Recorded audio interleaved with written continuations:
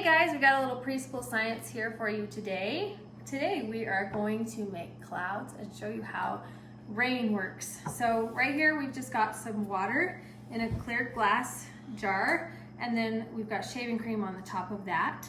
And then you just need food coloring and these little droppers. So one thing we learned the first time we did this is that it's really important to seal around the top of your glass so that your coloring doesn't run off to the sides and just go straight into the water.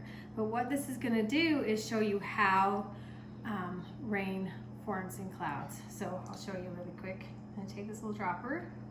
You guys can go ahead and start with yours. And you drop down your food coloring on the top. Your food coloring is the moisture that's in the air. So your cloud goes along, and as it goes through the air, it collects moisture, and that moisture goes into the rain cloud, or into the cloud, and it saturates the cloud, and eventually the cloud gets so heavy that it rains. Now this on the side here is not rain, but as you can see here, we're starting to have some of it come down through into the water, and it'll actually start to make little droplets and drop down into the water, just like rain does. So anyway, I've got all the kids working on them over here.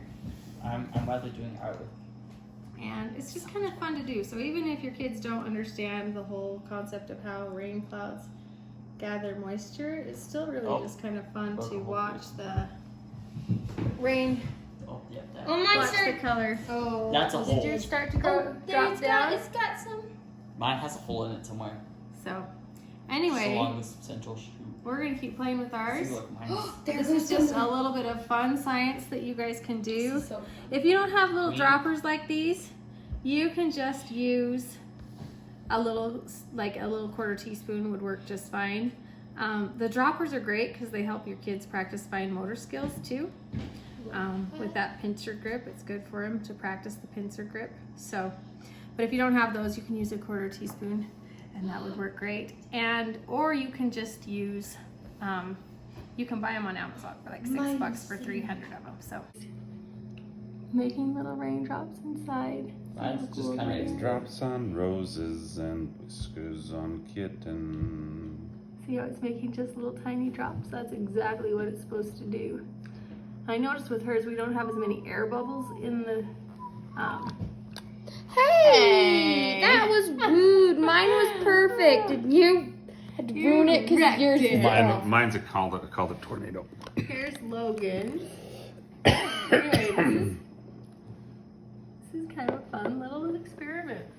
I'll show you Joe's. He's got some red and some yellow, Sweat. blue and purple and yellow going on in his. storm. So, and This Reed's is snowing. kind of looks like Mountain Dew. Mountain Dew. Do this So- in like cold environments. I don't know if these really look like rain, but they are really pretty and just kind of fun to make. So Emma's is like completely blue and purple. You know what you can do? You can fill them really with oil, pretty. and then Yours they is would. my favorite. And you can fill it then with mine oil. is like not as pretty as Emma's, but my top is starting to collapse in on itself, which I thought was interesting. So Boom, another win.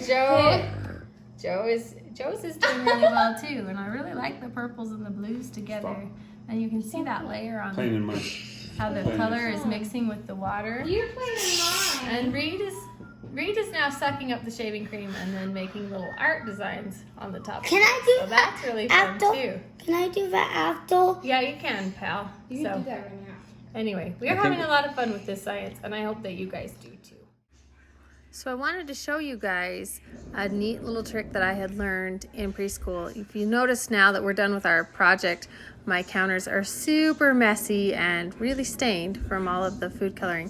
So if you take your shaving cream and just spray a little on the counter and wipe up where the stains are, that shaving cream will take those stains right off, as you can see right there. And then when you get done, it's all nice and clean. Isn't that cool? See you guys later.